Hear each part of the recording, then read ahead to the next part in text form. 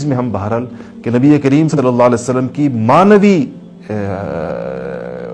حیات اور آپ کی حیات کی تفصیلات جو اللہ تعالیٰ نے اپنی قدرت کاملہ کی وجہ سے اور اس امت پر کو آخری امت ہونے کی وجہ سے نبی کریم صلی اللہ علیہ وسلم کے خاتم المرسلین ہونے کی وجہ سے محفوظ رکھا ہے، وہ ہمارے پاس لوگوں کو دین کے ساتھ وابستہ کرنے، دین کی محبت پیدا کرنے، نبی کریم صلی اللہ علیہ وسلم کی محبت پیدا کرنے، اللہ تعالیٰ کی عظمت اور معرفت پیدا کرنے، قرآن پاک اور شریعت کی اہمیت پیدا کرنے کے لیے وہ سب سے مؤثر ہو سکتی ہے۔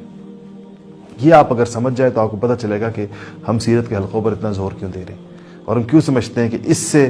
بہت آسانی ہوگی لوگوں کو پورے دین کے اوپر لانے میں۔ تو ایک تو یہ اس کا بہت بڑا فائدہ ہے کہ یہ ایک سب سے آسان سٹارٹنگ پوائنٹ ہو سکتا ہے، سب سے آسان نقطہ آغاز ہو سکتا ہے، جس سے آپ کسی کو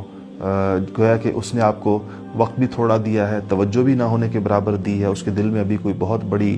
اہمیت اور عظمت بھی نہیں ہے، لیکن آپ ایک چھوٹی سی چیز کے ذریعے سے اس کو